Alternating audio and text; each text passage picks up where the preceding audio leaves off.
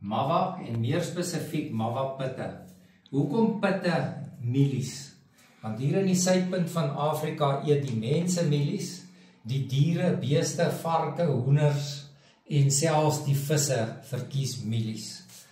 Nou, die eerste ding wat ek net wil noem is, ek maak nie gebruik van gepreserveerde mielies wat ons by die hengelwinkels koop nie, vir die eenvoudige rede, daai preservering is ek van mening dat dit is nie positief vir die bytempo nie. Ons het al te veel in die verlede agtergekom wanneer ons hengel en ons hengel met ingelegde pitte wat gepreserveer is, doen ons baie swakker as wanneer ons pitte inlê en onmiddellik gebruik.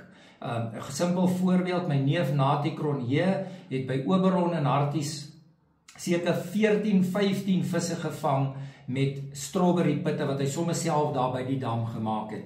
Ons het almal gestaan en kyk, ek het oorgestap, ek het van sy pitte gevat en aangesit en onmiddellik is ek in die vis in.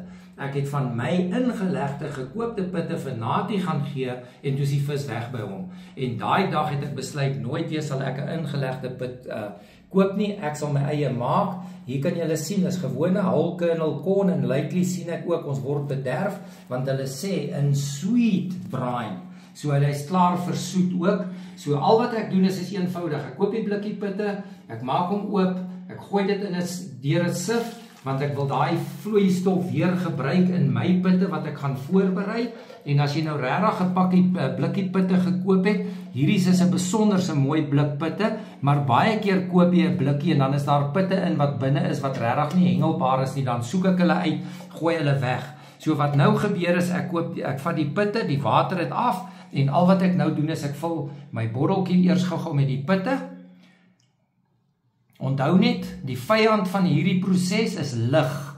L-I-G, lig. As daar lig in hierdie produk is, gaan hy onmiddellik begin fermenteer en skouwerig raak. In die oomblik as hy mif, dan gaan ek hom nie gebruik nie. Ek weet daar's ander hengelaars wat nie omgee om dit te gebruik nie, maar van my persoonlik verkies ek nie 'n pit wat besig is om te skif nie. So ek maak die botteltjie lekker vol en skit hom en redelik hoog tot bo in die tyd, maar nie te hoog nie, want as ek die vloeistof gooi, wil ek hê die vloeistof moet die hele botteltjie pitte toemaak van bo af. So daai pitte gaan nou nie 'n baas hê nie.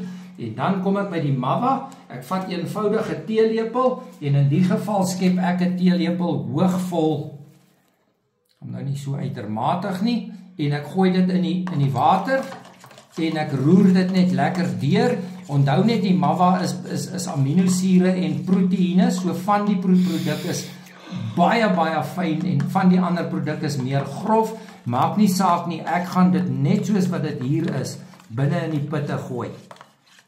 Die rede hoekom ek ook 'n glasbotteltjie gebruik, plastiese botteltjies, ek weet nie wat of hierdie produk en 'n plastiese botteltjie met mekaar gaan bots nie. Ons weet almal glas is maar die manier om te gaan en daarom gebruik ek 'n glasbotteltjie en al wat ek nou doen is ek gooi my Mawa vloeistof in en ek maak seker, nou hier kom nou die ou geheimpie, as jy bietjie van die ouer garde is, in die era gewees het waar oumas en mammas vrugte ingelê het. Ek sê weer, lig is jou vyand, so jy maak hom vol dat wanneer jy hierdie bottel toedraai, laat hy so min as moontlik lig in het wat kan, want lig is die oorsaak dat hy suur of vrot word.